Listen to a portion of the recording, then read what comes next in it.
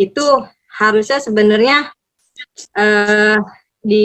dikaji dulu lah sebelum dipakai suatu sistem kan seperti itu ya. Misalkan kita mau bikin perlombaan 17-an gitu, misalkan ini saya larinya ke 17-an, harusnya kan kita tahu dulu nih seleksinya seperti apa, terus pesertanya itu seperti apa, finalnya seperti apa. Jangan ini masih belum matang udah dipakai. Akhirnya kan benar di tahap 1 saya udah demo Pak Bambang. Di tahap 1 itu setelah kelulusan saya udah demo di Kemendikbud, walaupun jumlah masanya cuma 8 orang 8 orang, tapi kita tetap bergerak ke Kemendikbud. Waktu itu ketemu sama Prof Nunu sama Pak Andika gitu. Jadi memang kita demo bukan main demo gitu. Surat sudah berkirim surat ke Kemenpan juga sudah oleh Pak Katmoko Ari ya, pada saat itu kita diterima juga. Terkait masalah yang tahap 1 ini, sebelum tahap 2 dimulai itu, tahap 1 itu harusnya diselesain dulu gitu, baru dibuka. Makanya kemarin sempat ada pengunduran waktu itu. Saya pikir ada hal yang benar-benar dievaluasi gitu loh. Nggak taunya cuma diundur-undur doang. Dan saya malah berpikir, wah diundur-undur ini jangan-jangan untuk menghemat penggajian juga. Akhirnya kan saya berpikir gitu. Karena memang diundurnya tidak menghasilkan apa-apa gitu, hanya cuman undur-undur aja lah gitu. Saya berpikirnya sekarang malah kayak gitu Pak Bambang, atau ini sengaja diundur untuk menghemat pengeluaran dana gitu. Otomatis kan semakin diundur kan dana harusnya sekarang digaji, akhirnya nanti bulan depan ya bisa dikatakan kalau belanja rumah tangga lumayan ya Bang Indra. Kalau istrinya dikeluarinnya 5 bulan lagi kan bisa buat beli perhiasan. Segera keluarga. Kan akhirnya seperti itu. Sebenarnya kapasitas saya sebagai guru sebenarnya, dan teman-teman juga nggak bisa harus memikirkan anggarannya gitu. Seharusnya kalau namanya seleksi dan ada hampir 5.000 sekarang. Terakhir tercatat persisnya 4.731 guru-guru kita yang lulus P3K ini. Ya, 4.000 berapa Mas? 4.731. Banyak ya. Nah, dan ini akan terus bergerak. Nah, ini kami sangat menyesalkan ya, karena kan program ini awalnya, ini saya kira ada kelengahan dalam pembuatan kebijakan. Awalnya itu disasar untuk guru-guru honorer, salah satu yang ada di sekolah swasta. Ya. Tapi karena tidak clear, akhirnya ini menyasar guru-guru tetap. Jadi bukan hanya sekedar honorer, tapi guru-guru tetap yang ada di sekolah-sekolah swasta. Dan itu mereka rata-rata sudah sertifikasi, sudah berpengalaman, ada yang sebagian juga kepala sekolah, ya.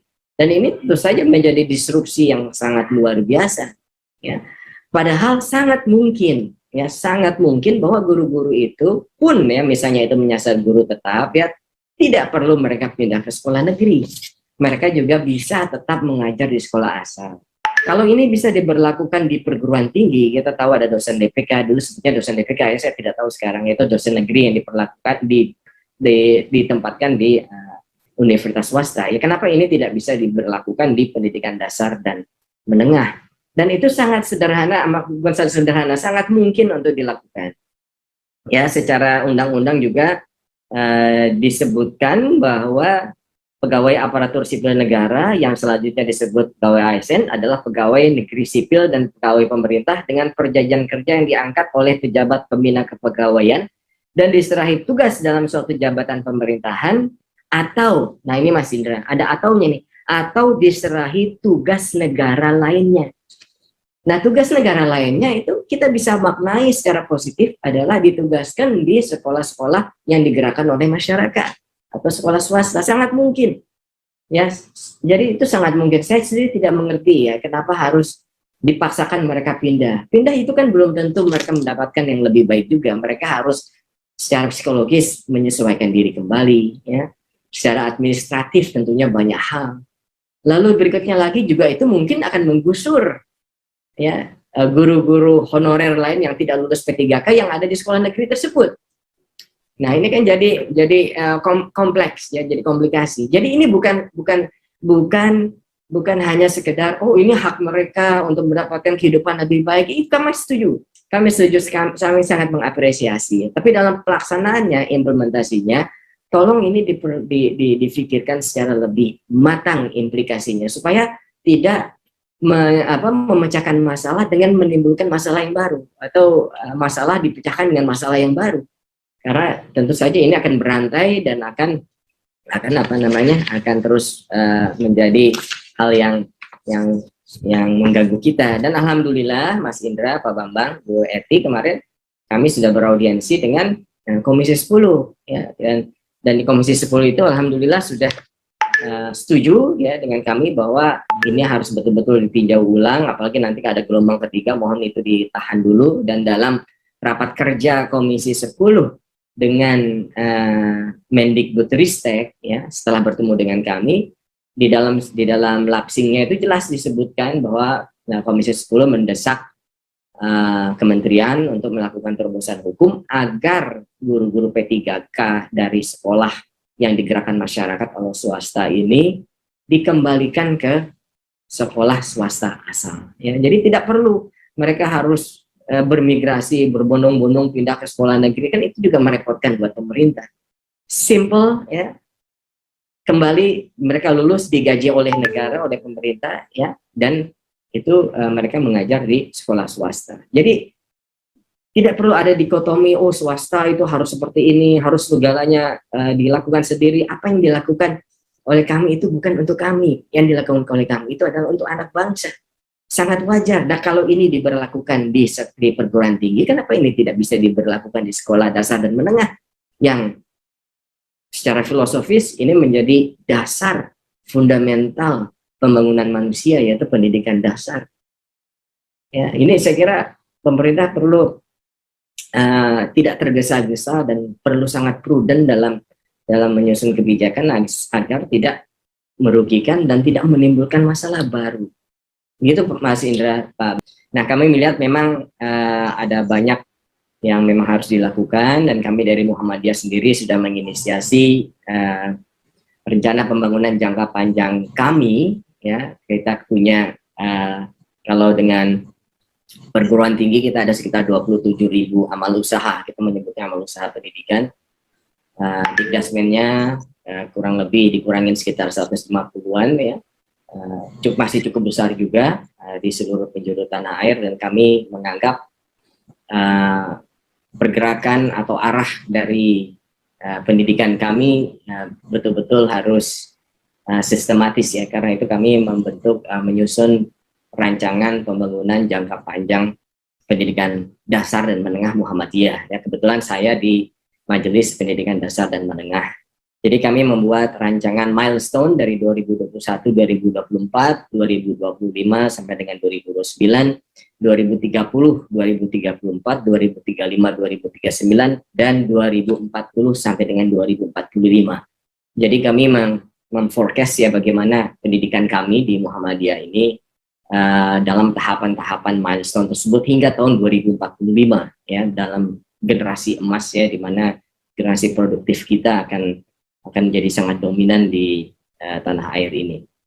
Nah, yang jelas Bapak Ibu yang saya hormati, dari Muhammadiyah kami ingin anak-anak didik kami ya, ketika mereka lulus dari sekolah Muhammadiyah itu bukan hanya menjadi anak-anak yang cerdas, yang terampil, yang pintar, tapi lebih dari itu mereka adalah anak-anak bangsa kita yang berkarakter, berakhlakul karimah ya, berbudi pekerti, dan tidak hanya itu tapi juga berjiwa kepeloporan dan berjiwa kepemimpinan ya. Jadi secara kasar mungkin tidak hanya sekedar menjadi pekerja tapi juga menjadi pemimpin, tapi juga pada saat yang sama juga ikut berkontribusi merubah masyarakat di mana dia berkiprah menjadi lebih baik dari sebelumnya ya. Jadi itu adalah filosofi dari pendidikan kami.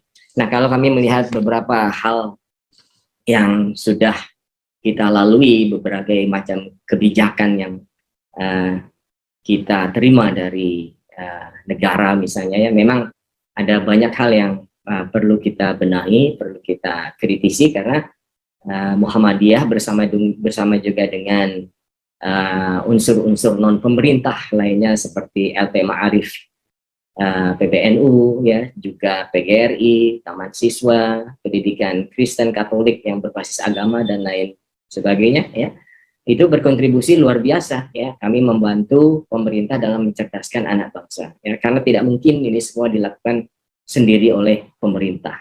Bahkan sebagian dari kami, ya, tanpa bermaksud untuk self glorifikasi, tapi memang kami sudah memulai ini sejak sebelum zaman kemerdekaan. Ya, kami merintis ini dari tahun 1912 dan alhamdulillah sampai saat ini kami masih eksis dan berkontribusi. Yang perlu dipahami, kalau pemerintah bekerja sama atau bersinergi dengan kami, itu bukanlah untuk kami, ya, atau dalam tanda petik membantu dalam berbagai hal sekolah-sekolah yang digerakkan oleh masyarakat, itu bukanlah untuk kami, ya, untuk Muhammadiyah atau untuk organisasi yang menggerakkan masyarakat yang menggerakkan sekolah ini, tapi untuk anak bangsa itu sendiri. Jadi itu akan kembali kepada negara, ya, karena kita memberikan sumbangsih mendidik anak bangsa, bukan untuk kita tapi untuk bangsa. Nah, mohon maaf, ini ada beberapa kebijakan yang saya kira perlu untuk diperhatikan, ya, misalnya kebijakan dana BOS, ya, bantuan operasional sekolah, itu Permendikbudristek nomor 6 tahun 2021 tentang Diknisbos itu masih belum berubah, ya. Di situ disebutkan bahwa sekolah dengan jumlah siswa di bawah 60 tidak akan memperoleh dana BOS, dan ini tentu saja akan menyulitkan sekali sekolah-sekolah yang digerakkan oleh masyarakat seperti Muhammadiyah, LP Ma'arif, NU, PGRI, Taman Siswa yang kita juga tersebar di pelosok-pelosok tanah air, bahkan ke daerah-daerah yang belum terjangkau oleh pemerintah. Nah, jumlah siswa itu tidak selamanya 60, ada yang 40, ada yang 30. Dan itu kalau itu didiskriminasi, apa yang akan terjadi itu saya kira tidak akan baik untuk negara ini sendiri. Jadi ada ketidakadilan di situ. Kami mohon itu untuk segera direvisi, ya.